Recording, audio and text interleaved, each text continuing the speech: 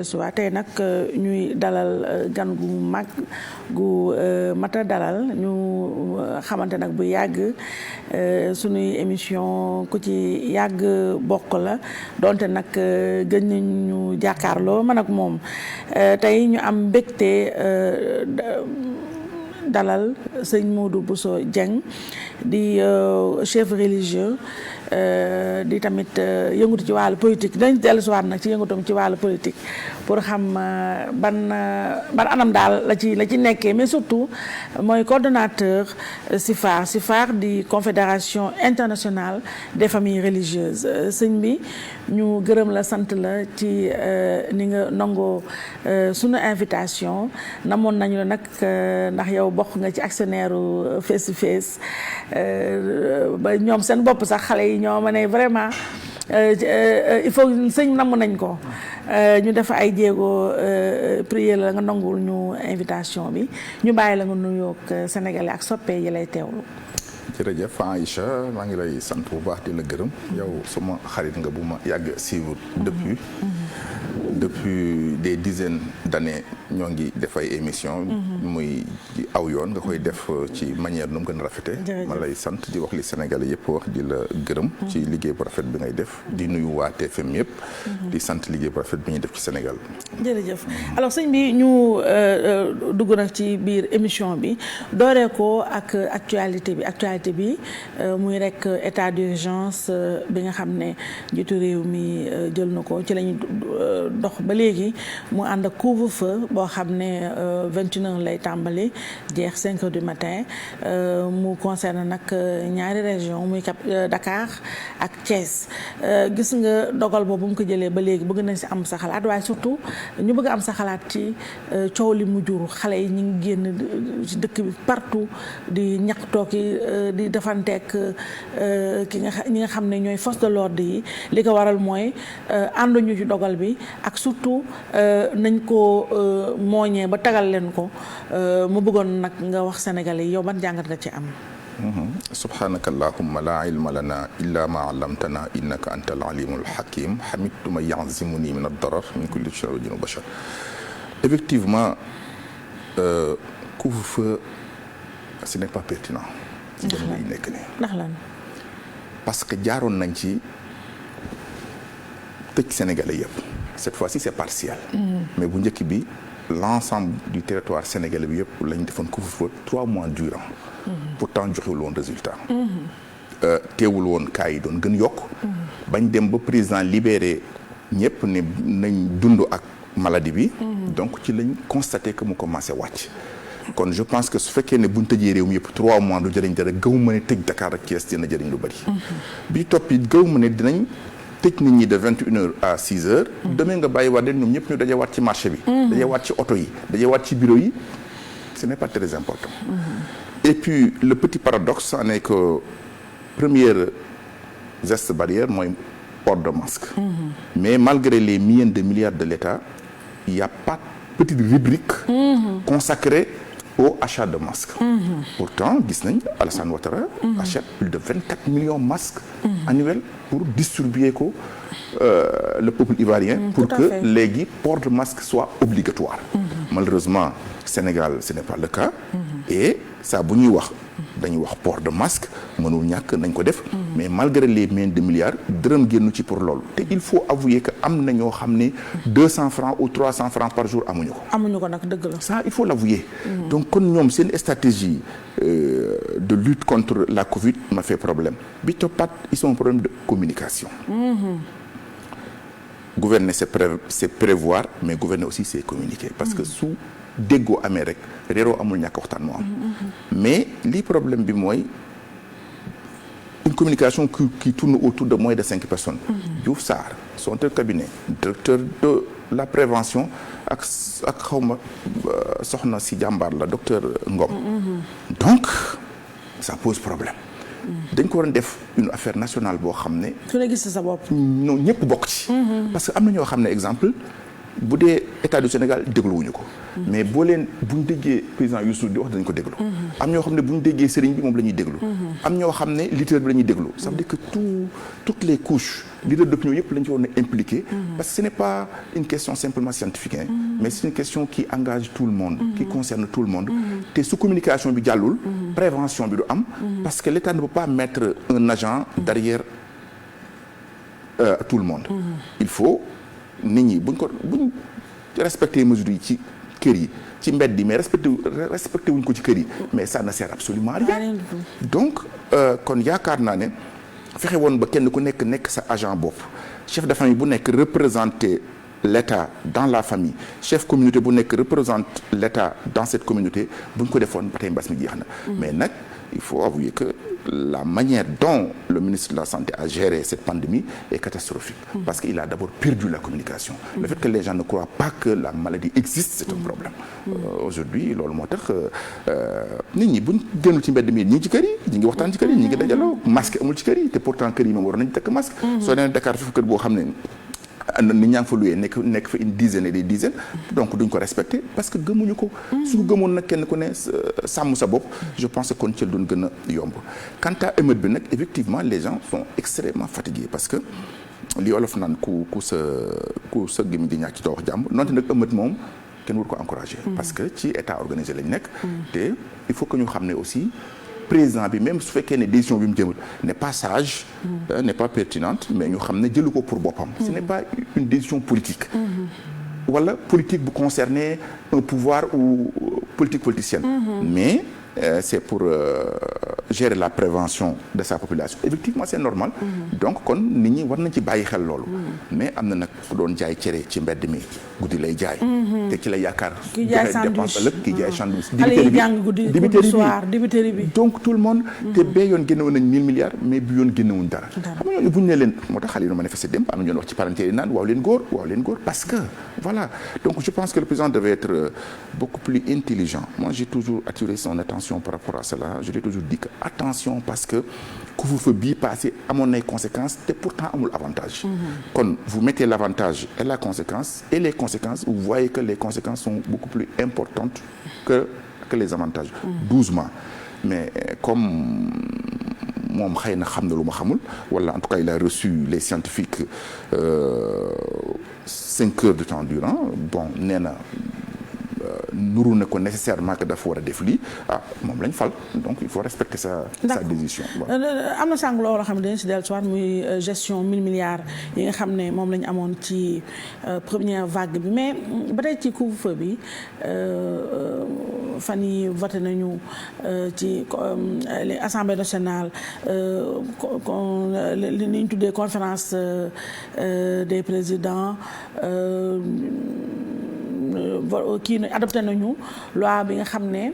offre le président le pouvoir d'agir. voilà de manière autonome muy buum ak bu mi mën a jël lu ko neex ci wàllu état d'urgence ak ñoom seen ndaxte bii nii 12 jours rek la war a durer foofu bëgg naa nga wax ma tuuti ci lu gàtt ndax gis nga ne ni nga waxee ne sànq ne couvre-feu bi c'est pas pertinent jël tamit ay pouvoir yoo xam ne nii moom président Macky Sall ñi ko jiitu woon di Senghor en passant par Ablaye Wade mosuñu ko am ci pouvoir ñu jël lépp concentré ko ci benn ay loxo est-ce que loolu dal na xel wóor na ci fi réew mi toll.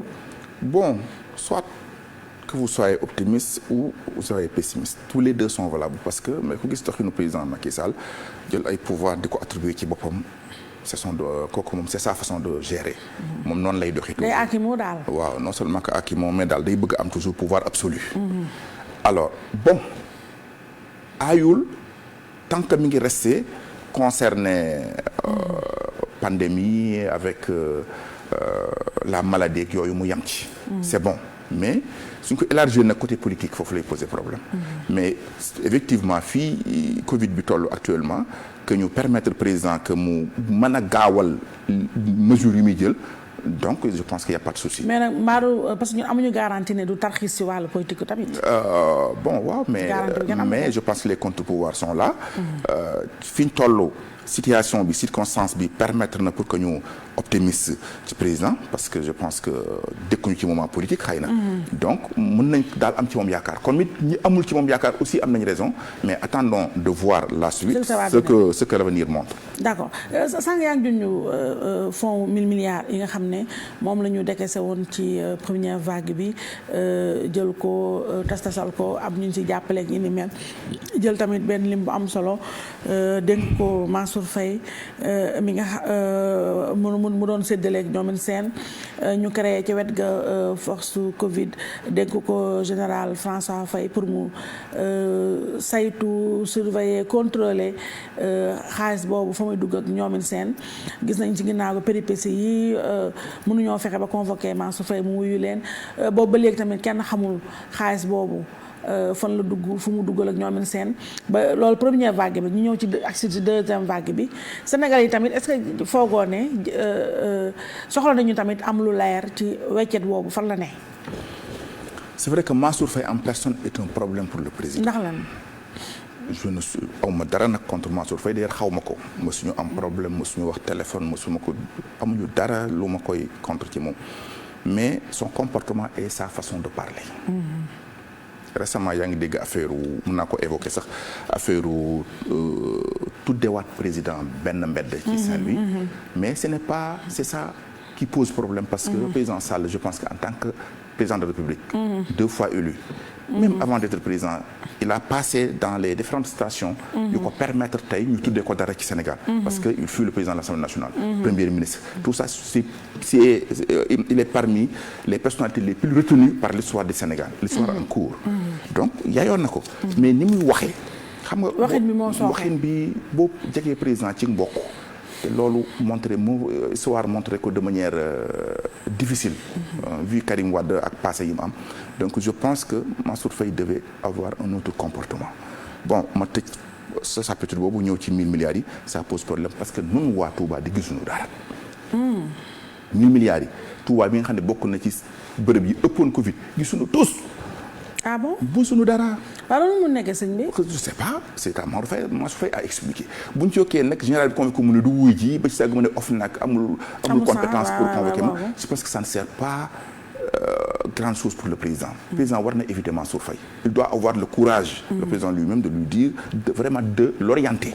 Non, Mansour Faye. Voilà. Le président lui-même doit pouvoir orienter Mansour Faye ne ko Sénégalais kat dañ lay gisee nii wala dañ lay déggee nii sooy wax Sénégal parfois ni sëñ Modou Bousso mën a waxee tapé table ji yow bul def noonu parce que foo baa nit ñi duñu gis li ngay wax importance bi mais dañuy gis ne da ngay sama lii wala da ngay sama la donc su ko président defoon doon na ma dàqal tuuti 1000 milliards pose problème parce que 1000 milliards anamu kuñ ko jox sëriñu daara yi jotuñu dara jàngkat xasaay yi doon def guddi jëruñu dara te pourtant ñaata daara la préfet tas ñooñu boole wuñ ci dafa mel ne kon daal ñi am làmmiñ pour taper le président gën a respecté ci ñi nga xam ne si duñu wax donc gestion Mansour Faye aussi ba léegi 1000 milliards mais fan la fi dugg kan lañ ko jox ana xaalis bi mais donc attention tard ou tôt Mansour Faye va rendre compte. waaw mu mënut a ñàkk sëñ bi pour ñu jeexal ci Covid bi dugg na ci wàllu politique bi damay tegal ak ñetti yëf yoo xam ne ñoo fi ne xalif général des Mourides sëñ Mountakha barki Demba Ndiaye macha allah jël na dogal suspendre li nga xam ne mooy ay ziyaar ak yi ni mel 8 janvier ba le 22 janvier. bëgg ci am sa xalaat mais surtout lan nga yaakaar ne moom la ñu war a def pour nag mun a yamale mbas mi bien que ñi ngi wax ci ay waxu vaccination président dégg nga wax ak ñi mu àndal waa ministère de la santé ñi ngi naan bientôt dinañ fësal programme national de vaccination te gis nga suñu dëkkandoo yi ñi njëkk vacciné ñàkk nañ ko gëm ak yi ni mel foofu daal laa bëgg nga wax ma ci dara ñu mën a tëj volet ko fi dugg nag ci beneen pàcc. Commençant par le calife général des Mourides atarallahu baqaa wa ayyadahu wa nasara lim def c'est normal mën nañ ko jàngee ñaari jàngin yu bokkul benn bi mooy est-ce que daf ko def pour daw mbas bi sañ na ko jaadu na parce que comme mi ngi woote pour que ñu respecter les mesures barrières les gestes barrières bien naturellement war naa débarrassé ci fu nit ñi nekk. te moom fu mu nekk rek nit ñi ne fa. kon war naa mën a tëju ne bu fi nit ñi ñëw di fi dajaloo parce que moom comme toujours këram day mel ne màggal war na suspendre loolu comme woote nañu ñu respecter gestes yi te gestes yi bokk na ci distanciation yi mais aussi effectivement bañ ci dajaloo. éviter les rassemblements te moom fu mu nekk rek rassemblement la mu fermer c'est normal c'est tout à fait rationnel. bi ci desaat mooy il a l'habitude de se retirer jël temps boo xam ne yàlla la koy consacré kooku habitude la doon na ko def très longtemps avant mbas mi avant même qu'il soit calife donc bien naturellement kon bu ko defee tey it mën nañ ko jàngate noonu def na Adam loolu Adam la doon na ko def lu bëri avant mbas mi kon mën nañ ci gis mbas mi day valable mën nañ ci gis habitude bi mu doon def aussi day valable tous les deux sont bons. D'accord léegi ban solution ngay préconiser pour mbas mi. La communication d'abord. C'est la communication mooy yàq lépp mooy defar lépp tant que le gouvernement n'a pas réussi pour nit bu nekk mu def la ngay kilifa sa bopp chef de famille bu nekk kilifa ci famille chef de communauté bu nekk noonu loo mën a yilif en tout cas nit yoo mën a yilif rek nga def représenter état représenter scientifique yi ci ñooñu xamal ne du ko gagner. C'est un combat perdu en avance. J'ai écouté avant-hier le président waxinam ci vaccination bi dëgër na tuuti. président wax naan woy ñiy wax di yàq nañ noppi président mooy premier diplomate waxin dafa am solo. surtout boo dee kilifa am ñu la bëgg am ñu la bañ dañ lay gaaw a gisee neneen. te le président Macky Sall son discours est plus souvent solide. am na yar am na teggin mais discours am dëgër na ci kilifa. donc tant que mënul fexe ba nit ñi parce que du force nit ñi par la force nit ñi gëm ne vaccin bi am na njariñ. mais c'est une guerre de la communication. am na ñu ci àndul am na ñu ci ànd. donc na fexe ba sa communication prendre dessus aux autres. mais su bëggee imposer. émettre rek lay gis. D'accord alors ñu ñëw na ci dernier volet émission bi muy wàllu politique sëñ bi mën na bëgg a xam tuuti bala ñoo avancer ndax wax naa ne marabout nga guide religieux nga waaye tamit yaa ngi yëngatu ci politique te man dama la mosul déggal parti politique ak yi ni mel pour ñu mën a avancer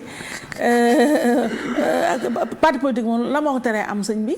Je l'ai depuis 2013. nu parti bi tudd.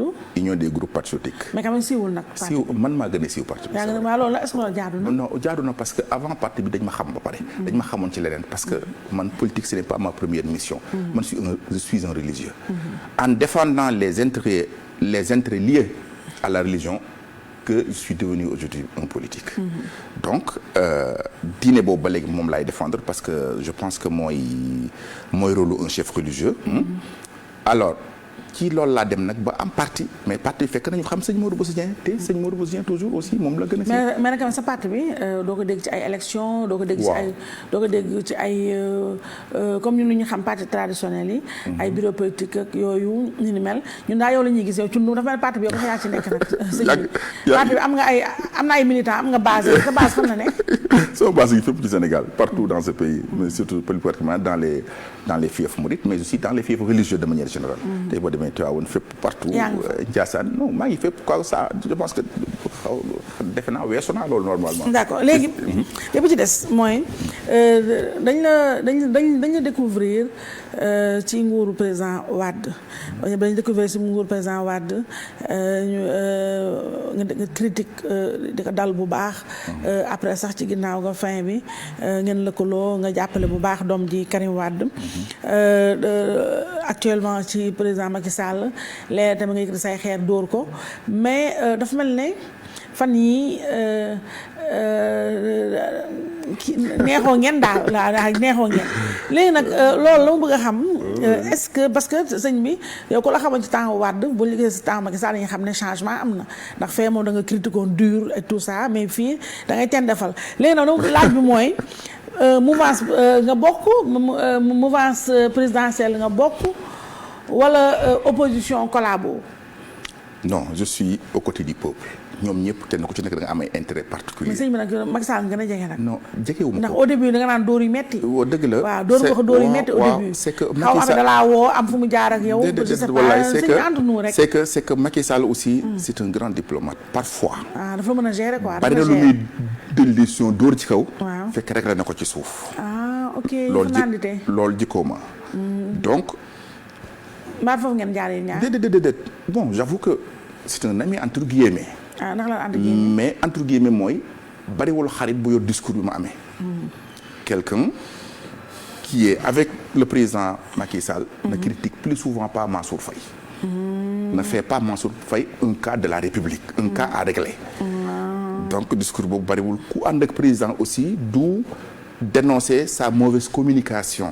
concernant la pandémie. mais loolu ne xeetu dóor rek sëñ bi tamit xeetu kii rek li jënti dóoraal tuuti rek parce que ay coton la yooyu du xeetu rëy. ku ànd ak président Macky Sall du contre troisième mandat ci liñ gisagum. d'ailleurs moi j'ai dénoncé les questions de connivence que certains journalistes posent le président ci guddi màggal guddi 31 décembre. mais question de connivence lan. comme waaw monsieur le président troisième mandat bi est-ce que di nga nekk candidat ou pas. loolu question de connivence. non c'est une question de connivence. ndax la et monsieur le président. vous nous avez dit ici que yow mënatoo nekk candidat. yow président Macky Sall pare nga ci bu ñu la falaatee 2019 yow président Macky Sall ku ne la ñuy dégg ci troisième mandat ba mu des yow.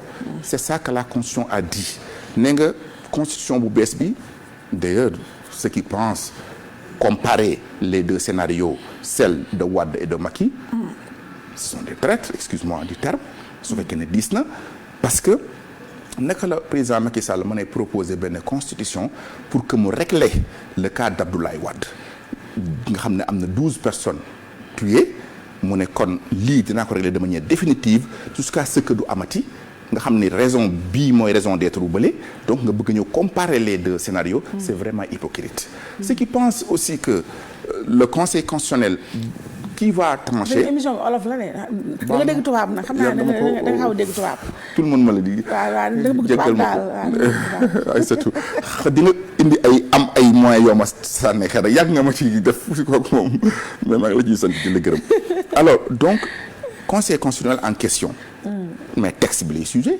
texte yi mais woote wuñ constitution bi ci texte yi parce que 70% des Sénégalais jànguñu tubaab li ñu texte bi xam ñu lan mooy constitution bi président Macky Sall moo taxaw ne leen je suis l'auteur de cette constitution man bu bi jàllee pare naa ci ñu réglé naa problème mu affaire mandat jeex na fi ñu gëm li président wax voté loolu léegi une fois président élu jusqu'à ce que mi ngi dem vers fin des mandats ñu ne ko non président xoolaatal texte bi parce que texte bi il a parlé de mandat mais président avait clairement dit que jëlu sax président le texte est très clair nul ne peut faire plus de 2 mandats successifs mooy consécutif benn la ci tubaab comprendre nga donc loolu xale bi jàng C1 sax boo ko waxee tubaab la leer na donc mais léegi ñi xaw a am ci intérêt nag ne ko non président kon ba loolu joxal texte bi conseil constitutionnel waaye léegi ñi voté woon kon ñoom leur vote c'est des trahis parce que ñoom dañu voté woon ngir leen président bi ne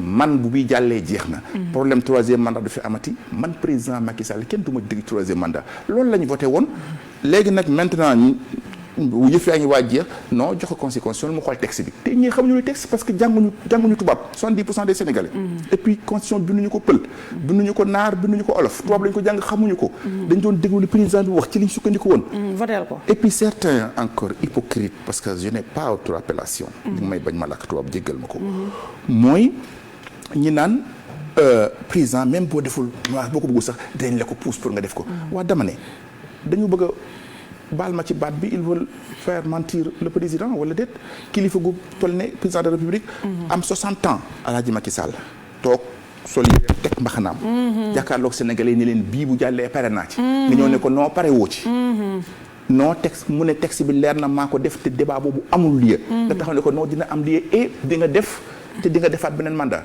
moo tax journaliste yi bu ñu nekkul woon bu ñu posé woon question de connivence il devait poser monsieur le président yaa waxoon lii ne constitution bi ne na lii léegi gis nañ ne koo fi wax nga sanctionné ko koo fi waxoon nga bàyyi ko pourquoi léegi foofu sëñ bi damay taxaw émission bi sax lu ñu desee sa mu bàyyi ko mais foofu da nga fi wax yu am solo yoo xam moo dama bàyyi la ba nga daaneel nga fi wax yu am solo da nga ne journaliste yi demoon keroog 31 décembre oui ay question connivence lañu. ñoom ñëpp l'ensemble sans exception oui. waaw question connivence bu ñu ko waxee si ñu déggul ñoo mat la ñi nga xam dégg ñu tubaab mooy ay question raayaate neexalaate président Macky Sall. bon waaw.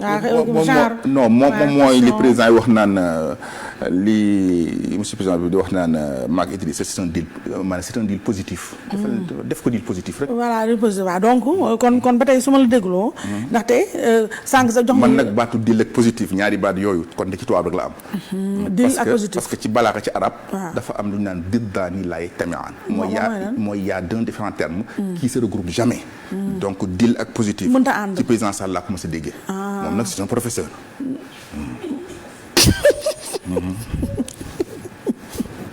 professeur waaye yow doyen de faculté ga léegi sëñ bi ba pare léegi li gën a neex mooy wala man dama lay namm daal yow waroo ko ci émission bi léegi li gën a neex nee nga ba pare sànq gis naa nga ñëw wax journaliste yi naka la ñu waroon defee naka la ñu waroon poser question. Ah mais oui. oui la manière pose problème. waaw manière tous les Sénégalais l'ont constaté pourtant. waaw journaliste yi question yu nooy la nga doon joxe. yooyu waaw donc waaw dafa sax man li ma gën a loon. waaw mooy.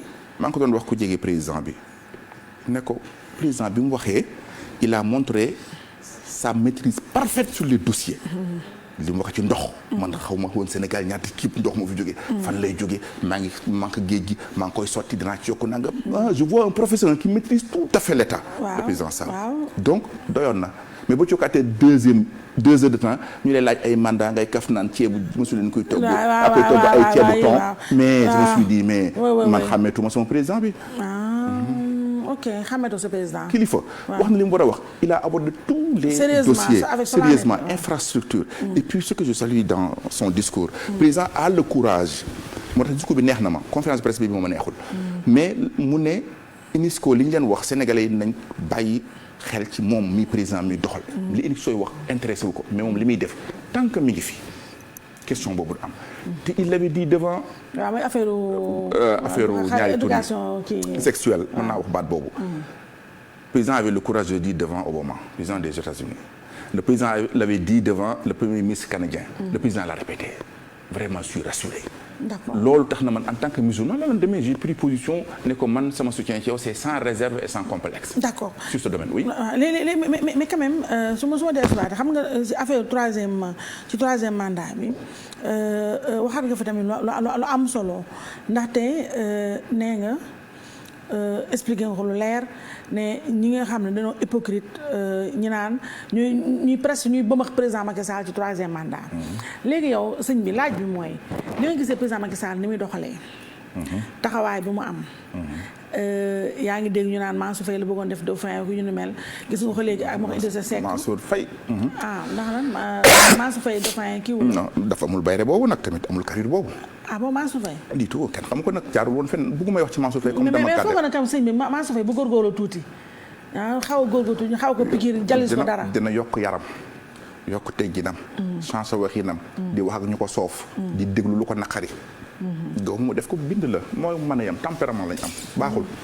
ok mosuma koo gis nag mosuma koo soxla xaw ma koo xam. dama sujet rek.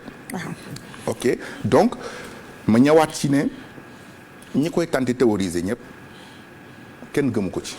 moom Macky kenn gëmu ko ci. kenn gëmu ko ci. parce que président Macky Sall amul dauphin parce que créé wu ko daf ko ragaloon. dafa ragal dauphin parce que moom dauphin Abdoulaye Wade la woon. mu gis ni enfin moo ko Wade ni mel. moo tax ku am doole Badara Cissé Mimi Touré ñëpp. mu massacré léegi nag il est en face malheureusement actuellement à cette situation. Idriss Seck si Idriss pense que Macky daf ko fi bàyyi se trompe lourdement. Ah bon? Oui. Ndax lan? Non, je ne pense pas. damay analyser rek. analyste nga. président Macky Sall ñi fi sës dafa am ak ñoom problème. bu ko fi Sonko remplacé maa day taali. Karim Wade bu ko fi remplacé maa day taali. non daf ko tëj 3 ans ferme. du ko baal. du dëgg détruire PDS arrêter 25 responsables. oui. Idrissa aussi coolee fi nekk rek. mais une fois au pouvoir beneen nit ngay gis ak ñi mu àndal. ak réalité ba mu yor. te it président Macky Sall waa këram li ngeen tudd ci ay scandale financier c'est trop. surtout nag ay mbokki soxnaam. surtout rakki boppam.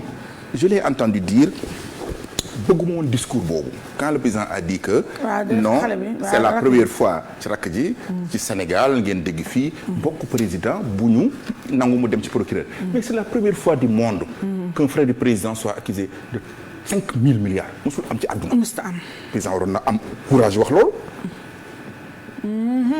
donc doo présenté rek sama rakk dem na ci yoon oui xoolee ma musul am nañ ko wax ne ko non mais honte sa rakk musul fi tuumaal benn rakk président 5 000 milliards il faut être honnête Karim Wade sax waxuñu ko woon matu woon sax loolu yaa ngi dégg Mm-hmm. donc kon yaakaar naa ne le président doit être beaucoup plus modeste beaucoup plus ku baax la nag sama xarit la sama xarit après émission bi dootoo nekk di xëy tam li nga fi wax yëpp non man yàgg naa mel nii man chaque fois damay wax li ma gëm dëgg la ma non président nee na yow da ngay chantage président mënoo nekk baat ba tam dégg naa ko nga baal ma xam nga tam man sawaruma invité sëriñ ñi parce que dama ñemee wax yenn wax yi waaw sëñ bi nag dañ la xaw a kii nag baatu maître chanteur nag quand même bëgg non léegi sax mi ngi wàññeeku may soog a commencé la gënoon fort mais léegi alhamdulilah mais dama mos a am courage affronter lépp lu ñu may commenter parce que man damay commenter ku ne nu ma gisee ku ne sañ na ma commenter nu ma ko gisee mais dama ne dañ maanaam oui président c'est fini du ngeen waxaat parce que yéen nanga may leen moom hasbunallahu wa ni'mal wakiil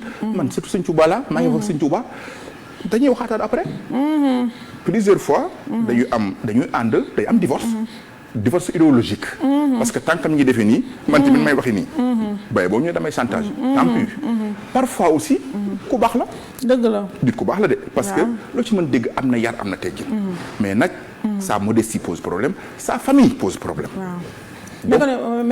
mais kon yow sëñ pour ma dégg pour quand même ñu éliminer affaire question boobu yow chanté loo kenn santé pour la jéemoo ne ko kii nii mu mbëkk nii pour mu jox la xaalis ak yooyu ay bagages ak yooyu oui mais je n'ai jamais été demandeur de quoi qu'il en soit mais mosoo jox xaalis moom ni un sou sama jox xaalis bu baax sax pardon bu gaaw a dem ngeen président Macky Sall mos na jox xaalis waaye ay yoon yu bari daf may dimbali di bon waaw dimbali dans ñi président dimbali sëñ bi nag nekkoon néew doole bañ a dimbali nag loolu sous quelle forme xam nga fa waa sous quelle très bien màggal day jot màggal day jot waaw président dimbali waa Touba. ñenn ñi nga xam nañ ne day jaar ñoom pour séddale. ma am social mais du ci def loxoom. may génne juróom-ñeenti nit ñuy tari alxuraan. yëgal ko mu jox diw ne ko joxal sëñ Modou nangam. màggal jot mais tari alxuraan bi pour lan la woon tari alxuraan. non dama may daara alxuraan yu jàng alxuraan may génne ay xale récemment ma génne juróom-ñeenti xale juróom-ñaar. di ay góor ñaar di ay jigéen ñu tari alxuraan am diplôme de maîtrisation. mais sëñ bi loolu kese jar nañu ne non déedéet non ñu lay jàppale déedéet non c'est un petit exemple man président presque màggal ba màggal laa jot si te du màggal yëpp. waaw mais àggal si exemple. donc il a toute une liste boo xam ne. daf leen di dimbali de. vraiment oui du man rek de. seen si wax ñëpp lay dimbali. ak néew doole yi exemple. tam xarit. man néew doole laa man. waaw peut-être dana ma si jàppale. mais gis nga gestion de l'État gouverner c'est gérer dans la complicité et puis le droit c'est la codification des rapports de force waaw jàng naa ko nag tamit uyu ma je suis cadre je sais xam nga ce que les gens ne savent pas mooy science islamique laa jàng mais léegi yër naa yëpp rapport de force yi ñoo tolloowul mënoo ne exemple yow Aïssatou am nga sa benn site boo xam ne man xamuma ko léegi bu aide à la presse ñëwee di nga tolloo président Youssou Ndour mais am macha allah TFM am RFM comprendre nga ça veut dire que kenn ku ne ni nga toll la yàlla apprécier d'ailleurs ni la président Macky Sall apprécier keneen noonu la lay apprécier donc man dama jiite ay nit ay junni nit son président joxee damay séddale son président joxul damay séddale sama social dépasse 140 millions annuels. mais moom président sëñ bi à hauteur de combien la lay jàppale. dégg nga à hauteur de combien la bu lay jox ay enveloppe. non écoutez étant homme d'état du ma ne lii la may jàppale. mais daal dina may jàppale màggal dama bëgg mu leer de. aw ma enveloppe politique yu ñu may jox màggal la ñuy jàppale si Sëñ Tuubaa yëpp mbaa bëgguñ ci ëpp. liste ba boo ci waaj a tolloo ne ma sëñ Modou Bousso ma ne ko waaw mën a diw président moo ne ma jaar fi. bu ma ñëwee ma gis liste bi mu génne bañ bind sëñ Modou Bousso Dieng mu jox ma ko ba gisaa ma séenti bu ñu bind sëñ diw ma ne ah bon ok mais gàmm noonu la koy defee ñu nekkul murid. ah bon mais Abdoulaye Wade da ko doon def Senghor di ko def Diouf di ko def mais voilà un état mais bu ñuy wax fonds politique bu président pour loolu la ñaata nit ñoo feebar président évacué leen. mais waaw dëgg mais quand même sëñ bi quand même loolu yow terewul li la président di jox yëpp terewul quand même. mësuma changer ci sama position chantinelle virgule. waaw je ne change pas. Je ne compte pas changer même étant bu ma defee premier ministre du ma changer su ma defee président su ma defee vice président du ma changer. parce que man sama position sentinelle boobu moo ma dàqal être honnête. dëgg la te taxawaay ba yàgg nga kaam mais quand même sànq wax nga ni président Macky Sall ay Khalifa Sall kii Karim Wade mais Sonko gis nga bëgg dem ministre de l'intérieur fii la ñëw jël fi benn dogal 2 heures du matin la kii xaaju guddi presque nit ñaa ngi nelaw mu yeewu ñu yee ko certainement mu def benn communiqué ne ñoom Sonko ah bon naka. Sonko il y a quelqu'un qui dit que le président Sall est le directeur de campagne de Ousmane Sonko. Effectivement oui. waaw agent marketing am. da ngay njëkk a commencé Ousmane Sonko n'était pas connu. waaw dëgg la pourtant yàgg naa coow. nekk chef de parti. waaw comme ñëpp. yàgg na bruit mais une fois que ñu dàq ko. waaw ni ñu ko dàqee. léegi victimiser nañ ko. mu jóg bi mu demee législative benn député la. mais acharnement bi ñu def entre législative. ak présidentielle tax na mu may ko ma ñëw 3e position. donc boo bàyyee ministre de l'intérieur bu bàyyi ba samedi. 2 heures du matin waaw. férié waaw. férié. nga génn ne 2 heures du matin def communiqué contre un parti. un parti. mais garçon bi Macky ci suba la ko waroon dakk. n'est-ce pas carrément. la kii Diome waa ji Antoine Diome. ce jeune là xam nga il faut être mature un peu en l'écoutant. mais c'est moom jeune la sax sëñ bi. jeune xaw ma ñaata la sëñ bi xam naa wane ma ne ma est-ce magu la. su ma ëppee at sax maa ko gën a mature maa ko mag. moom li acte yi muy posé man su ma fa nekkoon du ma ko def. xeeb naa ko trop. parce que tey lan la ci def. il a desservi le président. oui l'État. ridiculiser un peu l'État. ak état ni mu fooree. lan lañ doon wax ak fulla ak fayda. muy wuy faale wuñ leen. Sonko nee na man damay dem ci leneen lu gën a essentiel. pourtant bu ñu bàyyi woon Sonko rek. Sonko fan yi passé perdroon na devant bi mu nekkoon. parce que discours am neexul. parfois c'est arrogant. et puis du yaakaar buñ am ci moom. mais ñi mari Macky Sall ñëpp ñoo rangé à ses côtés. te ñi mari Macky Sall bare nañu. non dëgg pour le moment ñooy majorité. waaw ñi mari Macky Sall ñi nga mari ëpp comprendre nga. mais seetlu lenn. bi Khalifa ñëwee. ëpp maturité Sonko ñi Khalifa ba ñu xamoon ñëpp dañ ne Khalifa ay chef de ñëpp a daw ci Khalifa. parce que kon nga xam ne du nit ñi Sonko lañ yaakaar. mais président Macky Sall lañ amal problème. donc boo ñëwaatee promouvoir encore Sonko. mayaat beneen bës yow koy la man jënd 125 millions est-ce que dëgg la. est-ce que dëgg la c'est à vérifier. am naa 125 millions kan ak kan ñoo ko jox. mais na am 1 milliard. y a pas de souci. ngay évoquer ay lois yoo xam ne. président Macky Sall lui-même newoon na jaaroon na ci. il a desservi sa ministre tey biñ ko tey lan la def il a écrit un truc petite note envoyé ko Omar Gueye bi yoroon organisation parce que peut-être que il ne voulait pas qu'on revienne. juste ci question boobu. c'est une erreur. kon moom dañ ko doon kii de. en tout cas il mérite d'être averti. waaw au moins. mais tamit est-ce que tamit nekkul président Macky Sall moo ko jox dogal bi. est-ce que su ko président defee jàkkaaruma ko parce que président ku écoutez man parfois nit def dara Sidiki Kaba mos na fi rafle handicapé yi. waaw nañ ma baal ci baat bi ma leen wooyee. ku ne handicapé nga parce que ku ne am na loo mënul. dëgg ku ne am nga daagu waale. voilà dama ne leen. erreur la lii de. su ko président yeggee erreur la. mais gis nga conseil ministre bi topp. président dafa mer ci kaw. ne ko d'accord ci. mais lii aussi je connais le président Macky Sall beaucoup plus intelligent que cela. président Macky Sall ku dal la gis nga ku dal la. gis nga boo ko gisoon ngeen toog nga ne noo xam naa kii bi ku may sànni ku dal la. et puis ku mën a analyser la et puis ku tey la. dëgg la donc. mais temps bi il reste moins de 10 minutes. mais sëñ Modou Bousso Dieng ma fàttali ne yaa sunu gan tey yéen ak moom ay question rafal il nous reste moins de 5 minutes Idriss Seck ak Macky Sall yow de ni ma déggee sànq da nga jàpp ne yëf yi.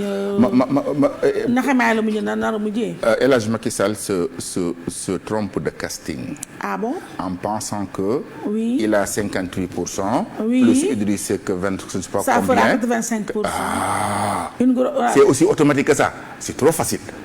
Or, le vote que Idriss Seck a bénéficié plus de 160 000 voix de Touba. De Touba rek laa jël. de Touba waxuma sax lay. yow wax nga dëgg mathématique yaa nga doon àndal. waaw ku baax voilà donc xamul ne 169 000 voix Idriss Seck yooyu mu am Touba. mais c'était un vote dégagé contre Macky Sall. Macky Sall n'a jamais gagné Touba depuis mu ñëw ba léegi. Référendum, législative, présidentielle, même législative 2012. Kon Idriss Seck était le candidat le plus placé contre le président. gars yi Touba dem ànd ak moom. ok donc kon ku dikk président ne ko su ma ñëwee indaale loolu. mais da nga koy nax. yaakaar naa jëloon ma dikkee. exemple. je sais pas. mais ma dikkee moo gënoon placé parce que li muy njëkk a redressé. mooy ba léegi président falul ko dëkk Touba ma dikkee est un citoyen de Touba. ba léegi président jëlul kuy jouer tampon. entre Touba ak président te ça c'est extrêmement utile. certains pensent Aly Ngouille Ndiaye non. oui ma dikkee. Aly Ngouille Ndiaye amul kii boobu. non carrière boobu sur le plan politique. local ci Touba non. mais ma dikkee. non seulement que choix sëriñ bi la. mais aussi choix peuple bi la. kon yow Madické moom nga gënoon gis ci conseil économique. su ma doon xelal président bi parce que dina calmer une bonne partie dina régler une bonne partie dina def approchement de telle sorte que lim yaakaaroon ci Idrissa. ci Madické la mën na. mais xëy na tamit dafa def Idrissa Seck dauphin pour bu dee forcé wul troisième mandat bi forcé na ko jàllul mën xaar mu bëmax ko. bon troisième mandat boobu. les gens comme man exemple. parce que man nee naa leen. Macky Sall na gaaw président Macky Sall na gaaw jeexal teg fu gën a flexible. parce que man je suis un religieux. c'est-à-dire koo xam ne ku ëpp njariñ pour sëriñ si. loolu tax ma jàpp loolu 2012 man nëbbuuma làkkuwuma de man je suis un chef religieux. pour yow ñu teg la fi. non pas man. man ku mel ne yow gën a déggal religieux yi ku ëpp religieux ëpp ci moom intérêt. oui dégg naa la c'est clair donc ñun ñëpp dañu bëgg waaw léegi 2024 jeex na président na dem ba dëkk bi tàkk. non laissons la souveraineté au peuple. peuple sénégalais bi ñoo moom seen mandature. président say constitution mën na ko bloquer effectivement. mënatoo nekkaat candidat parce que mënoo am 2 candidats consécutifs. mais ñu accès à partir de 2023 le peuple réclame cela de leur majorité. des différentes couches. su boobaa la souveraineté du peuple prend le dessus ci constitution ak même la volonté du président. d'accord su boobaa day légitime te dañ naan wéy am na ci droit. mais ñi ko bëgg a jàppale ci loolu. defe naa liggéeyoon ci loolu. loolu nekk le choix du peuple ça veut dire que la volonté du peuple en ce moment personne n'y peut absolument rien. d'accord léegi sëñ bi parce que le peuple est le seul souverain. léegi sëñ bi yi ma question Rafal conseil économique Mimi Touré moo ko jiite woon léegi ñu ngi koy yónnee. malheureusement on voit. créer encore beneen Sonko mais bii plus dangereux. pardon Mimi Touré moo nar a gën a dangereux. non parce que kii daf leen xamal lépp tamit. te it pànk laa gis te. pànk laa gis te it am na ci lu mu toog gis nga ku dul gis soo ko ne kaa ñu xeex mooy la aywa am na lu mu denc. dëgg la évite cela évitons Mimi Touré. évitons Mimi Touré mais pour lan moo tax Mimi Touré jóge fi barki démb rek ñu yónnee ko. pourquoi envoyé guñ Mansour Faye depuis truc. su ma waxee sax ñu ne damay acharné wu ci moom mais ñi ko jiitu woon. dëgg la ñi fi jëndoon ñi fi jaaroon ay kilo ñebbe 10 000 francs mais ñooñu ana ñu. ana inspection générale d'État. et puis président même ci biir discours fin d'année bi ba tey juumati na. nee na way parce que nañ xam ne bari na ñoo xam ne inspection bi indexé na leen te ba léegi ñu ngi dem di fay ndànk-ndànk di fay di ndànk-ndànk di joxe. mais loolu dama garaaw na. non mais pourquoi accordé wu loolu Khalifa Sall. waaw ak Karim Wade sax. ak Karim Wade. Khalifa Sall kay bu ñu ko defaloon mu mën nekk candidat. ñu président protégé ñooñu. te ma xoon de protéger kenn. pourquoi Khalifa mérité wu loolu pourquoi le procureur était beaucoup plus ferme beaucoup plus rigoureux beaucoup plus pressé. ci ñooñu ci affaire Khalifa Sall. mais ñooñu moom may nañ leen daal chambre financière bi ñuy dugal ndànk-ndànk. xam nga c'est ça qui heurte les Sénégalais. mais Khalifa Sall noo gisee taxawaayam mu ñuy wax tamit ay wax amnistie Karim Wade Khalifa Sall. non le président ne le fera pas demain comme ni ma ko waxee noonu. Karim Wade. le président dina ci téye. gis nga bi ñu naan ay Wade président Macky Sall day tuddee Abdoulaye Wade gis nga pour osier boobu. Wade moo leen dàkk politique Wade doywul loolu dara xam nga Wade lu mu bëgg. ku bàyyi doom ji ñëwaat. gisoo la nuit du 31 décembre Karim Wade a fusillé le président. parce que mooy wane ne kon ay affaires émissions yooyu ce n'est pas ça le débat. te it président Macky Sall. bàyyi fi Karim Wade dina jafe bàyyi fi Sonko dina jafe. bàyyi fi Khalifa parce que ñëpp daf leen tëj. moo tax il faut faire 1012 mois. léegi nag mu des risque. face au troisième mandat prend wala nga jox Idrissa fii bu ko joxee Idrissa. ndax la bu ko joxee Idrissa. Allahu akbar damay jàng ci kii arab yi ñu ne jur gi. du xaj du gaynde moo leen di fàdd du bukki. mais ki leen di gàdd leen jox añ ak reer kooku moo leen di mujj rendi. adage arabe la bu ma jàng. Idrissa wóolu woo ko. pas tellement su ma ko doon wóolu Touba jàppale woon ki 169 000 voix ndeke mi ngi wax ak Macky Sall. Pourquoi qu'il gagne notre confiance là-dessus. loolu c'est une très bonne leçon pour le président.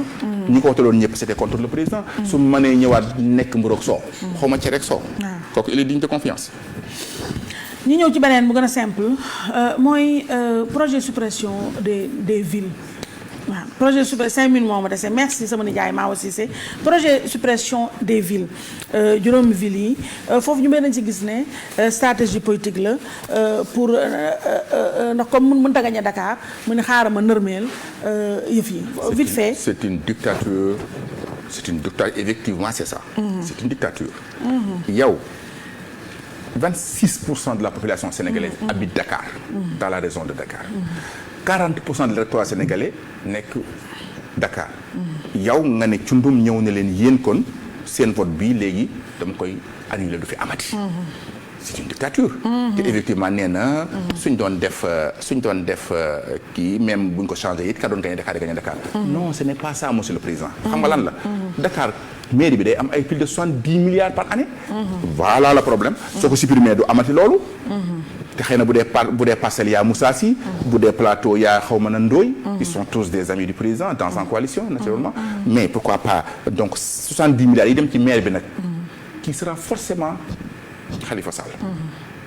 maître et puis le président bi muy wàññi yoon yi ko Khalifa gagné nee na kañ la commencé par 2014. dafa fàtte HCCT bi bu ñu koy wootee c'est Khalifa qui emporte Dakar. le président l'a oublié encore. moo tax bëggoon naa discours président ñu ngi koy xoolaat. waaw moom foofu nag ña ko yore communication ñoo ay nalawkat yu mag. ñooñu kay nag. waaw ñooñu président sax leen ndax communiqué. waaw mooy ndax communiqué ñooñu kenn waxatu ko léegi sëñ bi. te pourtant président def na. lu ñu mën a convaincre nit. waaw mais. wax dëgg yàlla parce que nag def na de. waaw def na. guuma El Hadj Macky Sall bay boo ñu ne woy dañ maa gis dañ maa wàññi maa ngi waaj transhumé tant pis man. mais sa waaj a transhumé tamit sëñ bi. kan est-ce que ku transhumé dina yor sama discours bi. mais du tam nekk pour oser nii rek. non mais sëlëmuñu ko nii rek may ñu ko nii rek ñu ne à part ça suma population biy déglu. waaw vaar mi ngi fi de. ba noppi mooy non man waar nañ indi 22 ans de carrière politique aw ma waar. ku neex teg lu la neex je suis toujours cohérent je n'ai jamais contre une personne jamais du sama façon de faire dama ne leen même suñu borom may yaamal misqaala darratin xayran yara wa may yaamal misqaala darratin charran yara ku def la wax. ku def lu baax kaay jël ku def lu bon kaay jël. président Macky Sall def na yu bon def na yu baax Abdoulaye Wade defoon na yu baax def yu bon. keneen ku fi ñëw def yu baax def yu bon. waaw justement c'est Abdoulaye Wade temps bi jeex na. mais soo àndeek opposition soo waxee ne président def ci lu baax ñu ne dañ ko fay. soo àndeek président soo contre opposition ñu ne. loolu Sénégal léegi Abdoulaye Wade bi mu tudd léegi nii seen relation yi léegi fan la kañ nga ko gëj a gis moo xam Macky Sall nu mu demee. xaw naa yàggus lëf nag pour dire vrai parce que Madické moo ëppoon lu may jaar ci moom pour dem ci Abdoulaye Wade bi muy nekk Madické doon nañ gis lu bari mais depuis mu quitté Madické dama am fidélité wu suivre Madické bi nga xam ne mooy sama taalibe maam moo nekkoon xaritu suma waajur moo nekkoon borom këru sama mbokk yaay. ça veut dire que daal nekk sama famille. waaw te it yóbbu woon ma nag ci Ablaye Wade. te ragal pété day raxaje ma voilà donc bi Wade tàggale ko Madické moi j'ai suivi Madické bu fàtte ne xaju asaabu kër fi bokk na ci benn mala bi suñu borom tagg. ci fidélité. pourtant xaj la te kenn bëggul mel ne xaj mais xaj boobu bari na nit ñum gën suñu borom tagg na ko ci alxuraan. comme ni muy taggee les plus saints. xam nga lu tax parce que xaj ba. sàmm bi mu doon àndal dafa bokkoon ci xale yooyu. xaj bi daw dem toppi sàmm ba. donc lii mooy sama problème ak Abdoulaye Wade. mais ku baax la malgré problème yi ñu amoon yëpp recevoir na ma kër ma dikkee jox ma ñaar loxo ne ma yow éternellement yow laay woowee sama député. Je regrette de vous avoir connu tard. Dernière question sëñ Modou Bousso. C'est déjà fini hein? C'est déjà fini. Karim Wade ak Khalifa Sall gis nga si ñoom ku mën a wuutu président Macky Sall. ñoom ñëpp bu leen président yi bàyyi suba ñuy ñëw di gagné. mais d'accord 2024 à part Macky Sall kan nga gis yow ban profil. kan wax nga sànq religieux yow mën nga ko nekk. ou bien kan nga gis. bon dafa bari ay circonstances. intermédiaire balaa boobu. su fekkee ne président dafa baal Karim Wade. ak Khalifa. beneen lecture la. beneen doyen la beneen reconfiguration. bien naturellement su fekkee nag moom ma fi nekkoon nii buur di bummi. su boobaa le peuple sera l'opposition. yàlla rek xam. su fekkee ne moom ci diggante bi juboo nag mburoog soow cere ak soow. yaa ngi dégg wala mu juboog keneen. pourquoi pas mën na nekk parce que Macky Sall it ku mën a. politique la wala ay Amadou Ba yooyu façon yooyu. je pense pas Amadou. li gënoon a baax mooy président bu fi bàyyi mu bañ fee bàyyi ku mbokkal dëkk côté Fouta ak yooyu. ndax lan. moom daa bëgg mbokkam yi. xam nga nomination yi ci ëpp mbokkam yi la damay bañ nag ñu defee ne damaa contre ki te man samay doom am naa ñaari doom yi suñu mbokki pël sama maam sama yaayu papa pël la. mais daal président mbokkam yi di leen fonk. de telle sorte que bu ne woon Amadou ñu ne fu mu dëkk ñu ne boori Fouta ñu ne day doy waar. problème la. comprendre nga. waaw Matar Cissé nag. Matar kat sama xarit la moom de damaa defe ne politique ndax mosuma dégg mu ko ci wax. xëy na loolu la mais ñi man yor kii bi bari na am na ñeneen ñoo xam ne. ay mbokki président lañ te reconnaître nañ leen fu ne. dans le monde mouride. comprendre nga mais na président essayer dindi liñ jàpp ne toute élection les mourides doivent prendre revanche ci ñoom parce que président refusé na pour fal ko bokk ci ñoom loolu il faut que cette réconciliation politique.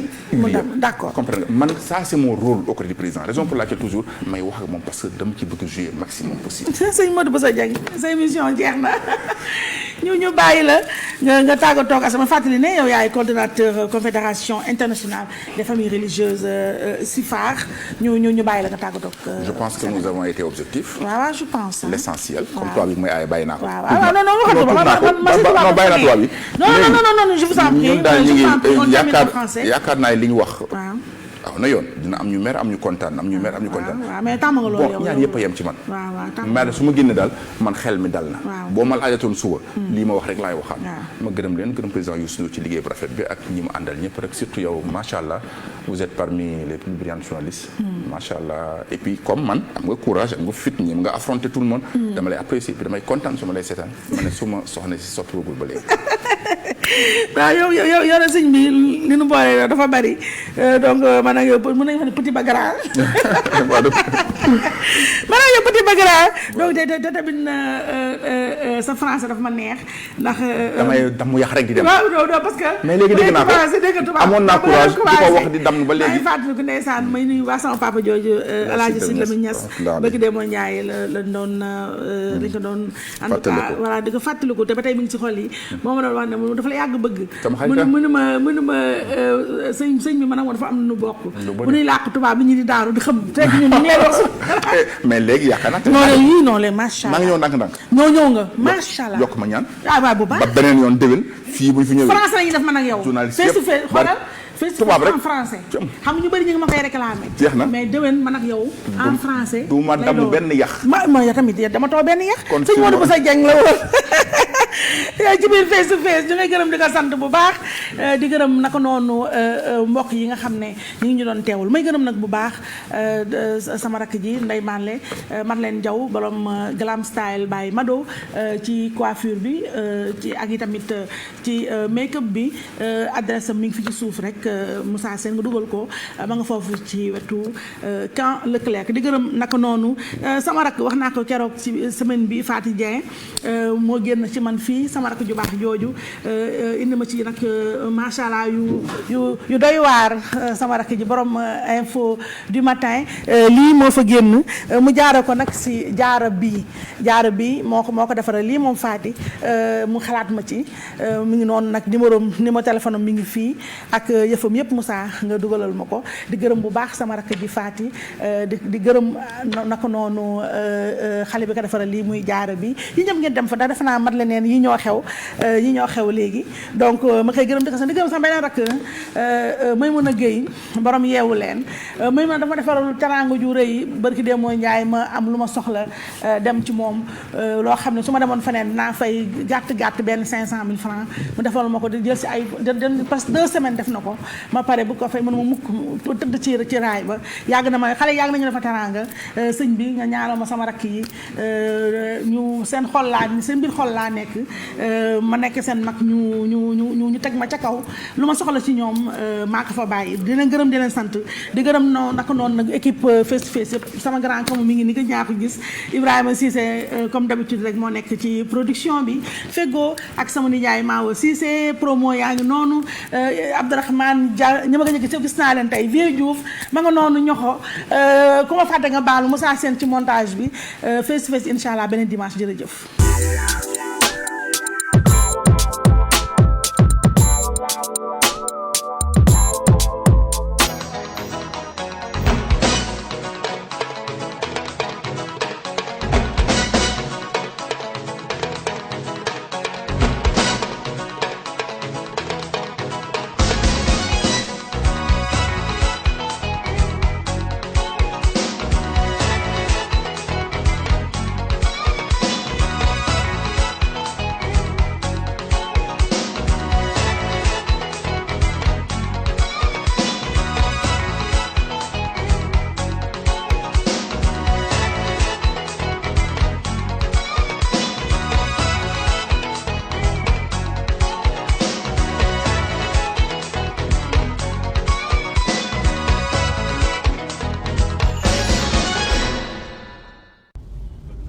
baal Papa Youssou moom la ñuy baal ñii baal Wally rek la ñuy baal ñii baal Tarba la ñu bëgg man dugg naa ci boutique foot le cœur gis t-shirt bu ñu def arc-en-ciel mu neex ma lool sama xol ma jënd ko parce que tey ñu bëri xam nañ couleur bi grâce à eux parfaitement gis nga nit di nga bëgg benn affaire waaye nga toog nga am gëm-gëm man mosuma bokk ci ñi sàcc oto waaye ma laaj benn affaire ma la benn question ma xaar kër bi dafa def day sens kan si kër bi day sens moom Macky nga waaye père yu waaw day sens lañ du ma ne ok man je suis un neveu de tonton Bouba ok lii dama ko tuddee alors que tonton Bouba mi ngi xaar nga ñëw ci moom yow nga yóbbante tonton Bouba yóbbante nga àggul tonton Bouba tam taxaw di xaar nga ñëw ci moom waaw day mel ni da nga ko manqué non kaay moom yow xanaa fàtte ma fàtte yow tamit nag non ñëw ko grand boobu waaye yow boo ko ñëw ko mu xam ni xam ni kay waa ñëw ko na ko de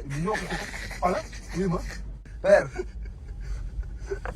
yaay cool maa ko des kon ne defal nga Sénégal loo xamante ni defal nga Faramare ñu loo xamante ni dañu pare émission bi du àgg émission bi du àgg ndeysaan du àgg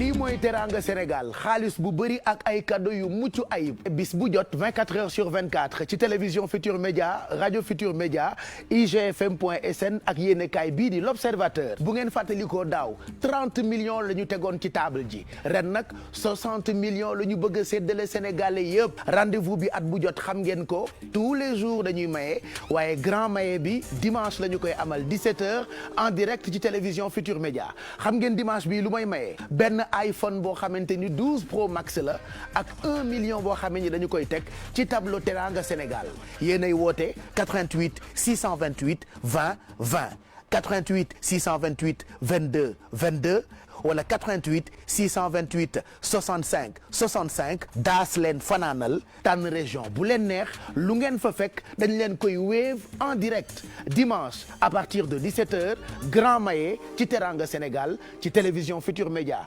toujours Noël ak Teranga Sénégal. di amaan mbégte weer bi di leen dalal ci suñu émission Libidoor. fekk na dund na lu metti ci xol bi bu yàgg mënu ko génne mënul génn ci kër gi amul lu mu def amul fu mu koy jooyee mi ngi toog di ko muñ benn jour rek xeex nañu xuloo nañu xëpp na ko acide wala xëpp na ko dëwla ñu ne lu xew fekk ni c'est une violence qu'elle a subie pendant des années et elle a explosé. On assimile la réussite à la souffrance nee nañ foofu la ñu njëkk a amee loo xamante ne dañ ko raté ci nit ñuy comporté woo parce que di nga ñëw sëy si kër sa goro bi la accueillir Dieyna moom goroom de tegoon na ko ci xal. jigéen ñi nañu ñeme yu nooy parce que da ngay rêver. man bu ma amee jëkkër bu ma magee dama bëgg a am jëkkër président de la république dama bëgg a am jëkkëru médecin dama bëgg a am jëkkër yu doo wax alors yow da ngay naan je veux pas être femme de. faaw ñu def taxaw seetlu. ci violence bi nga xam ne jigéen moo koy teg moroomu jigéenam. ñun ci suñu biir yàqante bi moo gën a indi ay conséquences. tout à problème bi mooy lan xëy dina jàkkaarloo ak yow bëgg di wax mais du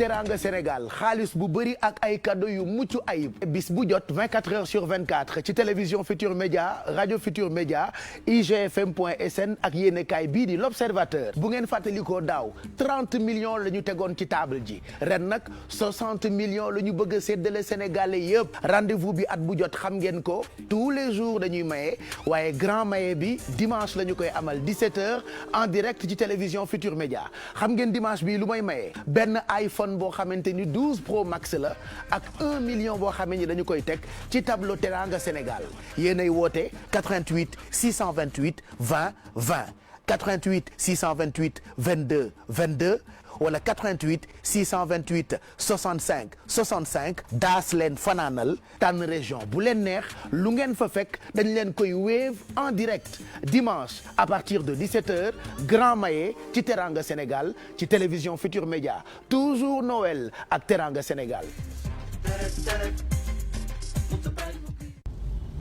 ñii baal Papa Youssou moom la ñuy baal ñii baal Wally rek la ñuy baal ñii baal Tarba la ñu bëgg.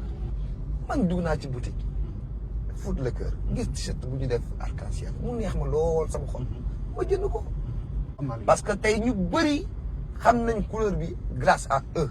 parfaitement. gis nga ñi di nga bëgg benn affaire waaye nga toog nga am gëm-gëm man mosuma bokk ci ñi sàcc oto waaye ma laaj benn affaire waaw ma la benn question moom xaar kër bi da ko def day sens kan si kër bi day sens moom Macky nga waaye père yu waaw day sens léegi du ma ne ok man je suis un neveu de tonton Bouba ok lii dama ko tuddee alors que tonton Bouba mi ngi xaar nga ñëw ci moom yow nga yóbbante tonton Bouba yóbbante àggul tonton Bouba tam taxaw di xaar nga ñëw ci moom waaw day mel ni da nga ko manqué non kaay mo yow xanaa fa dama fàtte tamit nag non ñëw ma grand ko waay yow boo ko ñëw ko mu xam ni voilà boy xam ni kay waa ñëw ko na ko de voilà oui ma père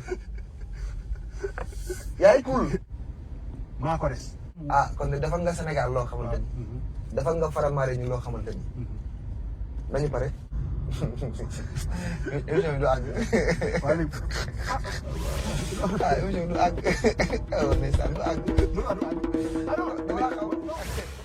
di amaan mbégte weer bi di leen dalal ci suñu émission Libidoor. fekk na dund na lu metti ci xol bi bu yàgg mënu ko génne mënul génn ci kër gi amul lu mu def amul fu mu koy jooyee mi ngi toog di ko muñ benn jour rek xeex nañu xuloo nañu xëpp na ko acide wala xëpp na ko dëwla ñu ne lu xew fekk ni c'est une violence qu'elle a subie pendant des années et elle a explosé. On assimile la réussite à la souffrance nee nañ foofu la ñu njëkk a amee loo xamante ne dañ ko raté ci nit ñuy comporté woo parce que di nga ñëw sëy si kër sa goro bi la accueillir Dieyna moom goroom de tegoon na ko ci xal. jigéen ñi nañu ñeme yu nooy parce que da ngay rêver. man bu ma amee jëkkër bu ma magee dama bëgg a am jëkkër président de la république dama bëgg am jëkkëru médecin dama bëgg am jëkkër yu doo wax alors yow da ngay naan je veux pas être femme de. faaw ñu def taxaw seetlu. ci violence bi nga xam ne jigéen moo koy teg moroomu jigéenam. ñun ci suñu biir. yàqante bi moo gën a indi ay conséquences. tout à fait problème bi mooy la xëy dina jàkkaarloo ak yow bëgg di wax mais du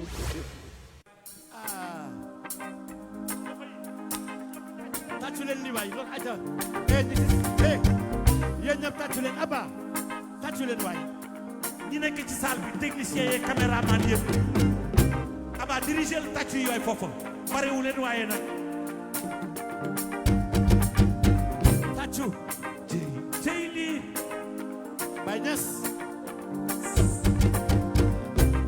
ni ngay sàmmi yow sa bëggeel ba ngay moytu ñi lay fexeel du ñu def du waxi nobel di la jéem a jaar ci feneen essaie de courir tente de tourner daw bul faat waaw bëggeel te dañu koy aar ne waaw bukki dañoo bare ne waaw bëggeel te dañu koy aar ne waaw bukki dañoo bare defal ni ginaar bu jigéen dañoo xool lu jógee feneen yow te ko leen seen waxul te gëteen daw bul faale asalaamaaleykum ci neen nga ñëw yaa wax leneen doite de courir sans te retourner daw bul faale waaw bëggeel te dañu koy aar waaw bukki dañoo bare ne waaw bëggeel te dañu koy aar waaw ne waaw bay dégg bukki dañoo bare buñ la xoxatal dëgg toroxal buñ la doyadal bëgg la nenawal buñ la xoxatal bu leen xoromal rafetal jaru ko na ma ca yabu ca ne waaw ne bëggeel te dañu koy aar ne waaw ne bukki dañoo bare ne waaw bëggeel te dañu koy aar ne waaw bukki dañoo bare ate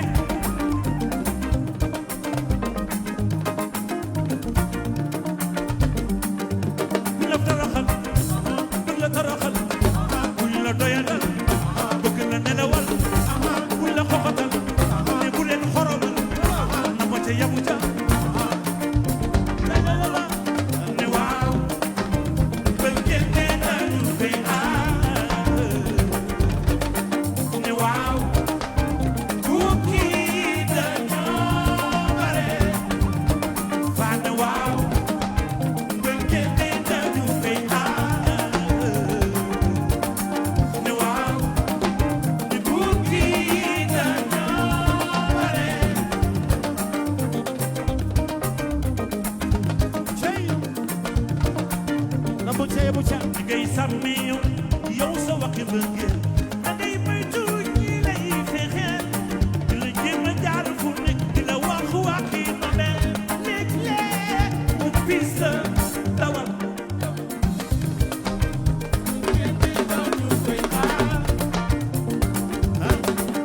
waaw bukki dañoo bare di ma sauver ton amour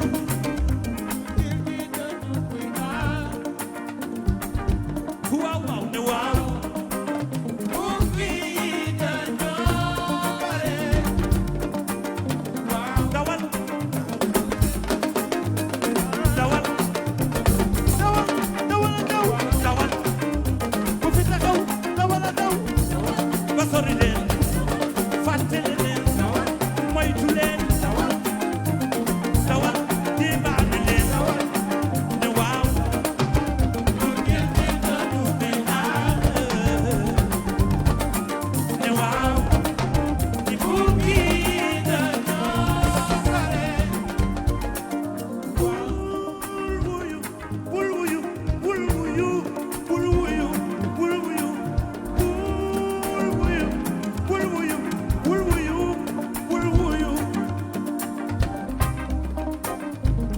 non waxuma non xam nga